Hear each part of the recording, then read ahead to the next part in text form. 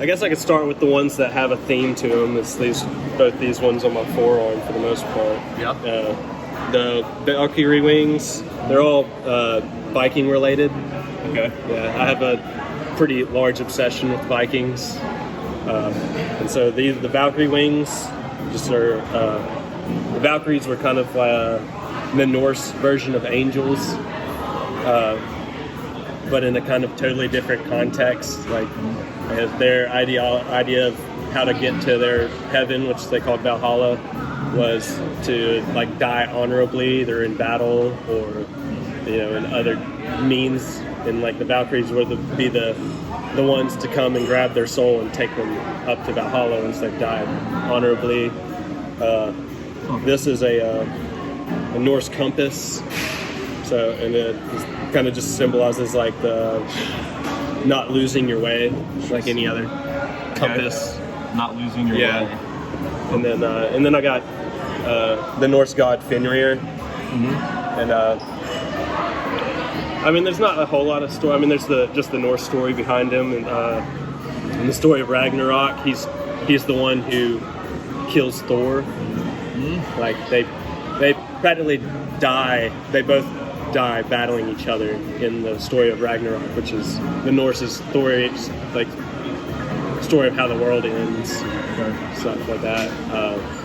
My first tattoo I got when I was 18, which was like my birthday present from the chick I was dating at the time. I got a cross on my back, but I guess the sad part of it now is I don't really consider myself a Christian anymore. I actually do plan on getting it covered up, and it's not like I regret ever being a Christian. I was raised Christian, grew up in a Baptist home, and it being my first tattoo, I was like, well, I gotta get something that's not gonna make my mom mad. Like, she can't get mad about a cross. And so I got that, and it wasn't up until like really about, I guess, 3.5 years since I kind of stepped out of the Christian belief. I'm not necessarily like an atheist. I consider myself a deist, which is, I believe, like something created us, but I don't necessarily believe the full borderline of Christianity, like all the events or whatnot. I don't know. I don't really know. I don't have like a course belief. It's just an unknown. That's just a vague way of my belief system. Is that I think I got the Valkyrie wings like third. I got both of them. They were done the same night.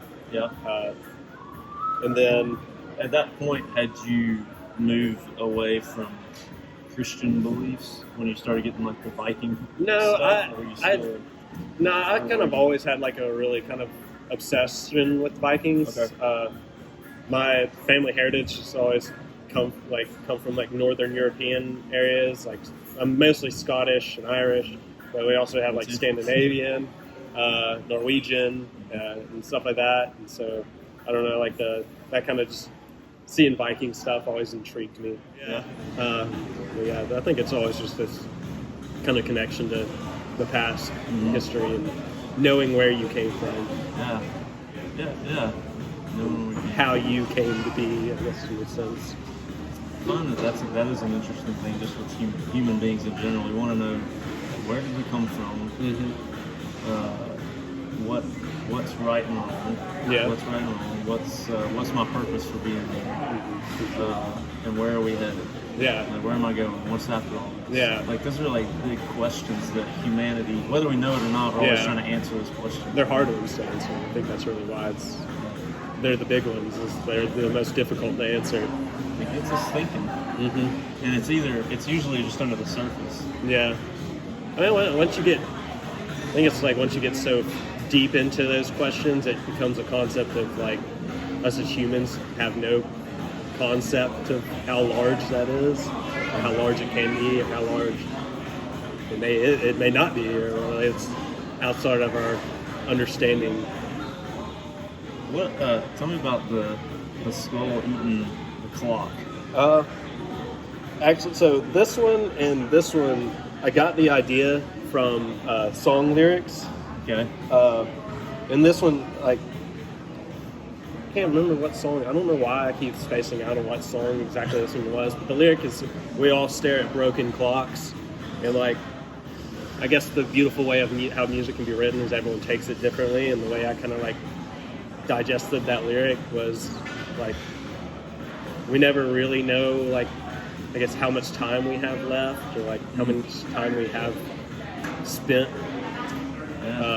in, like, compared to the long run of things. And so that one also kind of ties to this one. So it's an open grave, and the tombstone says "Memento Mori," which is Latin for "remember death."